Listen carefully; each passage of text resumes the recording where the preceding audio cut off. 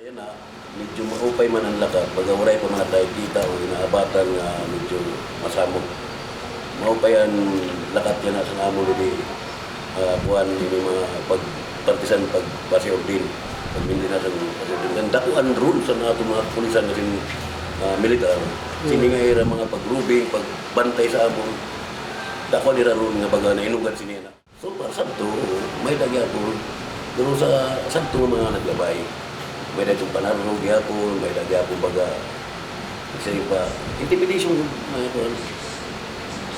So makurit ito makuan sa tuyan na kaupay na ngan dili lang kaysa na kuan ang mga barangay ni matalon sige mga kuan pero ang kaupay sini na dakwan rule nga ginpakita ginhatag sini nga mga kapulisan ni military. Hindi nga lang pag presensya kasi di sila rubin, sige lang sila guting-guting nga kuan may dadayong gin respondi dahil nila pagkat maganda kong bagay ito. Ako ini ang era pinakadako ang era rules niya na anayin ako. Ngan so far kay di man tinig siguro nga basta-basta lang ni may ngani sila siguro may dahil mga breakways na naton mga didiri sa ibaw. Siguro kada congressman kada gobernador. Di man ito magpasibayalan sila kay siguro iral din putiran nga ini nga samar labi na kagin kuan ini nga kuan ini pakita ko iral sa gin papaniguro nila gobernador na congressman na diri makuan ini nga signo nga maging hindi ka talaga di kasi ganda kuan ini baga nahihimulay ni nga red kuan na among kuan tungod sa mga preview siguro.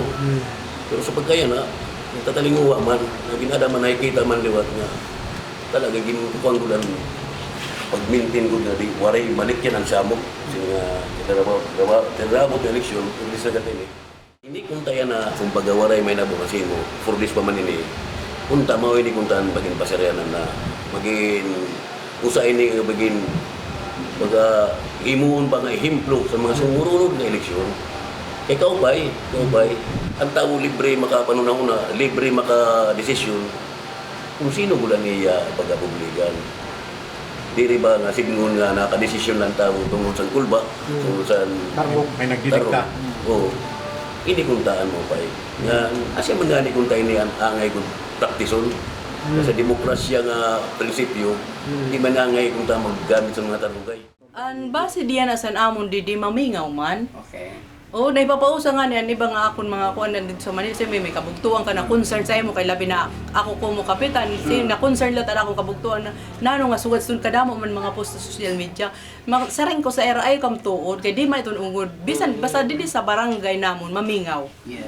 Mamingaw gud talaga din an parte sa pamumulitika nga diri nga masiri nga basta kadamo sa social media kasi diri mo maintindihan kadamo mga pakaraot nga sud sini grabe ang mga kuansan politika pero dili sa amon kaloy sa Dios peaceful talaga So dakuban bulig kini nga mga police presence kan military Opo. additional kadako po nga bulig kay una-una labi na din sa barangay kay diri man maiwasan may nag-irig nung dako latasan kada pira ka kuan na libot na talaga itong sira sanglit ano amon di baga kamingaw kaupay kaya siya nga to na namon kuan nga kay kasalamat good man sini nga yan ang adi sa amon mga pulis nga nagkuwang gud sa amon pagbantay kay kun sa kuan bisan mamima mas dugang pa nga maupay ang among barangay waray problema kami nga naabot sa among barangay namon tanod permanente po ito nag-duty sa amon tikang alas 8 ngadto gud ito magkuan tapos yakan nga ni ang mga pulis nila pwede na kamani mga katurog kay adi man la kami